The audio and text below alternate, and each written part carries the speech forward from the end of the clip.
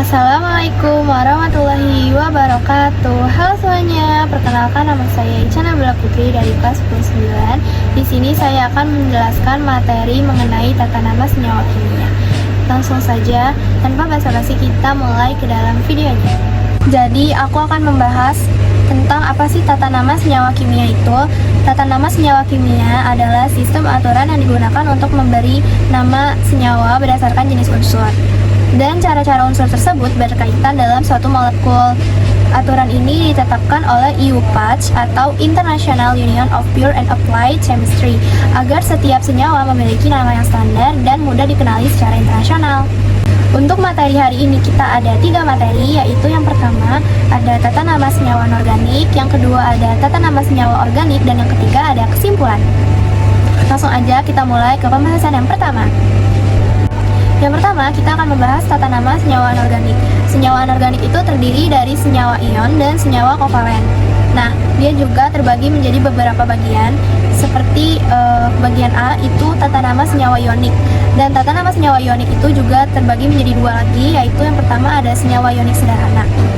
Kalian bisa lihat pembahasannya ada di sini dan ada tabelnya juga. Senyawa ionik sederhana itu formatnya seperti nama kation plus nama anionnya.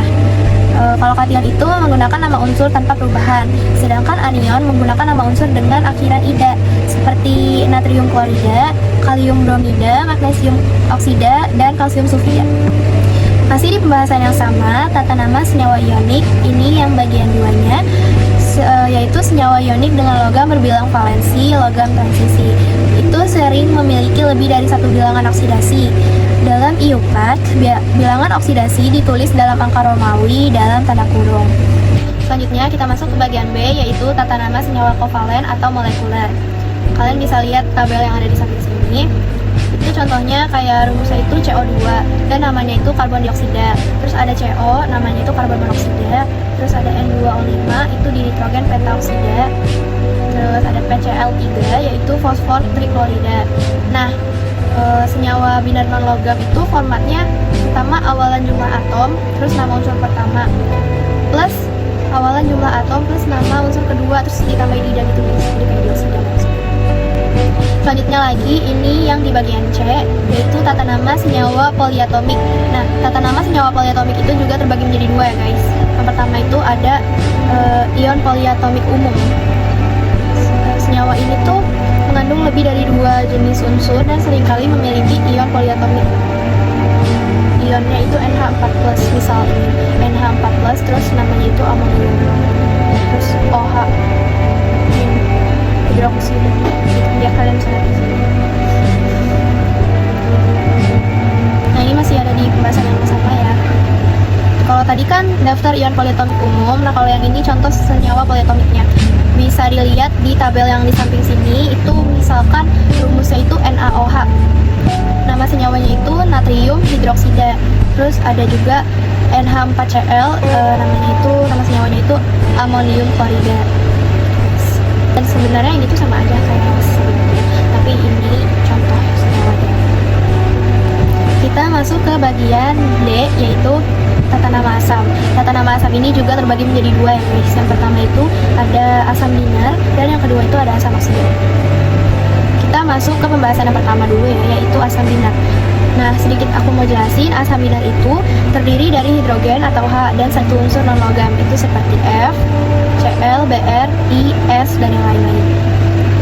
Nah, aturan penamaan asam binar itu, yang pertama, kalian gunakan kata asam di awal dan nama unsur non-logam itu diberi akhiran ida. Jadi, contohnya itu kayak asam fluorida, asam klorida, asam bromida, asam iodida, asam sulfida. Nah, rumusnya bisa kalian lihat di tabel yang ada di samping. Nah, aturan penamaan asam oksigen itu, yang pertama, gunakan kata asam di awal, dan yang kedua, nama didasarkan pada anion poliatomiknya.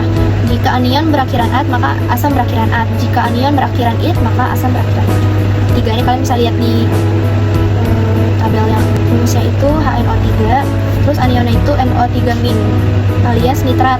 Nah, untuk nama asamnya itu tinggal ditambahin asam nitrat gitu, di depannya ditambahin asam, dan kalau misalkan belakang kalimatnya itu ad, tambahin ad juga. Kalau it ditambahin it juga.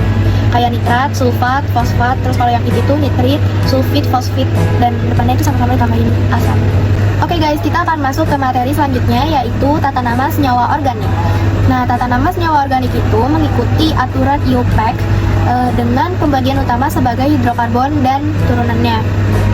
Nah, tata nama senyawa organik ini juga terbagi menjadi 3 bagian ya guys. Nah, kita akan masuk ke bagian yang pertamanya dulu, yaitu adalah tata nama alkana atau CnH2n plus 2. Alkana adalah hidrokarbon jenuh yang hanya memiliki ikatan tunggal antara atom karbon. Nah, selanjutnya kalian bisa lihat sendiri ya di samping sini, ini ada tabel nama alkana dasar. Nah, itu kan ada jumlah atom C dan ada namanya. Seharusnya itu tuh ada rumus molekulnya juga guys. Jadi, misalkan jumlah atom C-nya itu adalah 1 dan rumus molekulnya itu CH4 dan namanya itu metana. Nah, selanjutnya lagi itu jumlah atomnya 2, rumus molekulnya itu C2H6 dan namanya itu etana. Pokoknya kayak gitu guys, ini bisa dilihat. Nah, di samping itu dia sampai nomor 10 ya. Terus sampingnya lagi itu ada contoh penamaan alkana. Nah, di sini ada aturan untuk penamaannya. Jadi yang pertama itu tentukan rantai karbon terpanjang sebagai rantai utama, dan yang kedua beri nama berdasarkan jumlah atom karbon dalam rantai utama. Dan yang ketiga, jika ada cabang, tentukan lokasinya dengan nomor terkecil dan beri awalan sesuai jumlah atom karbonnya. Keempat, urutkan cabang secara alfabetis. Nah, selanjutnya kita akan masuk ke bagian nomor 2, yaitu tata nama alkena atau CnH2n dan alkuna, yaitu CnH2n-2. Alkena dan alkuna adalah hidrokarbon tak jenuh dengan ikatan rangkap. Tabel yang ada di sebelah sini, kalian bisa lihat, itu adalah contoh penamaan alkena dan alkuna. Aku bakal bacain aturan penamaannya. Yang pertama itu pilih rantai karbon terpanjang yang mengandung ikatan rangkap. Dan kedua, beri nomor dengan posisi ikatan-ikatan rangkap sekecil mungkin. Ketiga, gunakan akhiran ena untuk alkena dan akhiran una untuk alkuna. Dan keempat, jika ada lebih dari satu ikatan rangkap, gunakan di, tri, tetra sebelum akhiran. Nomor 5, penomoran juga berlaku untuk cabang jika ada. Selanjutnya kita masuk ke bagian nomor 3, yaitu tata nama senyawa turunan alkana. Kalian bisa lihat di samping sini, ini ada tabel.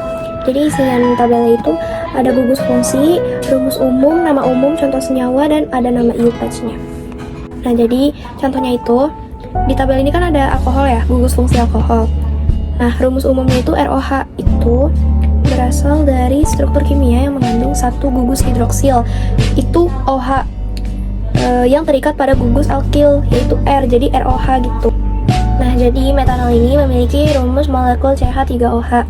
Nah, senyawa ini terdiri dari 2 bagian utama. Yang pertama itu gugus metil atau CH3. Terus ada gugus hidroksil, itu OH. Nah, jadi C3OH atau metanol itu dapat dijelaskan sebagai senyawa yang memiliki gugus hidroksil OH yang terikat pada gugus metil CH3. Contohnya seperti itu. Dan sebelum saya menutup video tugas kali ini, saya ingin membacakan kesimpulan. Jadi kesimpulannya itu, tata nama senyawa kimia adalah sistem penamaan berdasarkan aturan IUPAC untuk membedakan setiap senyawa secara jelas dan universal.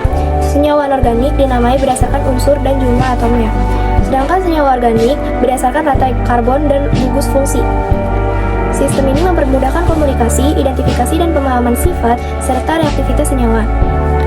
Sekiranya itu saja yang bisa saya sampaikan, kurang lebihnya mohon maaf, dan apabila masih banyak kesalahan yang saya ucapkan, mohon maaf banget. Wassalamualaikum warahmatullahi wabarakatuh. Terima kasih.